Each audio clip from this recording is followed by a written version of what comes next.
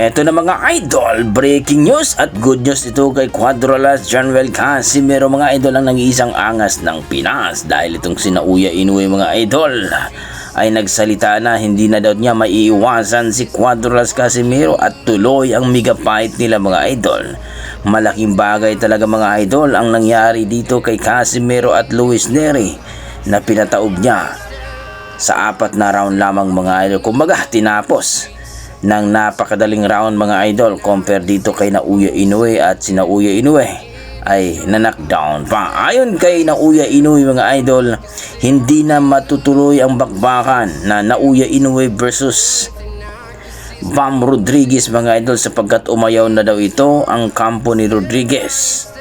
Ayon kay Uya Inoue, itong si Rodriguez daw ang kanilang gustong makalaban sa taong 2027. Kaso nagbigay na ito ng statement itong kampo ni Bam Rodriguez na itong si Garcia mga idol na hindi na ila ipakain daw itong si Bam Rodriguez dito kay Uya Inoue. Kung baga mag-i-stay daw itong si Bam Rodriguez sa bantamweight division dahil kakaakyat lang daw ito at gusto daw niya maging undisputed dito sa bantamweight division. Kung baga napurnada ang gustong mangyayari ni Uya Inoue mga idol.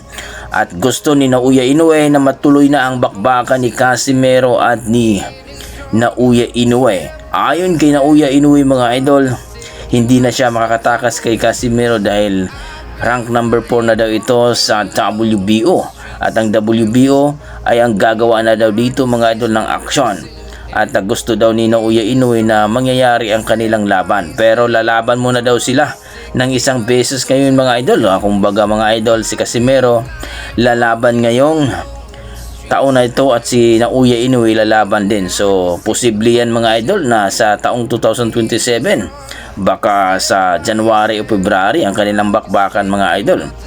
Maaari din sa Abril mga idol ang kanilang bakbakan sa mega fight bago umakyat itong si Inoue sa featherweight division. Good news ito mga idol kung matuloy nga ito mga idol, dahil alam naman natin na inaasam-asam ito ng ating mga boxing fans na mangyayari na talaga, no? Itong Casimero versus Uya Inoue, wala na talagang hahanapin dito mga idol. Kumbaga pukpukan talaga ito. Ito yung totoong boxing talaga na makikita mo, sulit ang bayad mo. So sana nga no, matuloy na itong Casimero versus Uya Inoue mga idol. Pero ayon sa ating mga boxing fans, sana itong si Uya Inoue makipagsabayan daw kay Casimero, dahil kung makipagsabayan daw ito, matutulad daw ito kay Luis Nery at sa mga Hapon na nakalaban ni Casimero. Well mga idol, hindi natin na masasabi yan kasi alam naman natin na itong si Uya Inoue medyo may pagka-defensive din. Kung baga may takot din ito mga idol, lalong-lalo na si Casimero ay pag makipagsabayan ka, sigurado ka talaga mapapahama ka. Pero kung gagayahin itong si Kameda, medyo mahihiya din si Uya Inoue sapagkat itong si Inoue din, pag matamaan ito mga idol, magiging agresibo itong si Uya Inoue. Kaya napakagandang laban talaga ito.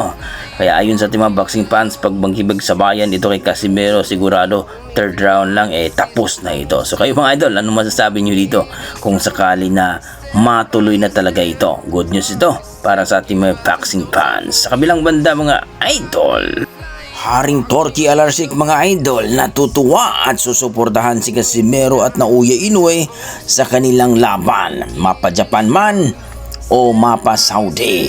Nako, paldo na naman si Casimero dito mga idol. Kayo, ano masasabi niyo mga idol? Please comment down below mga idol para ating pag-usapan. Maraming salamat.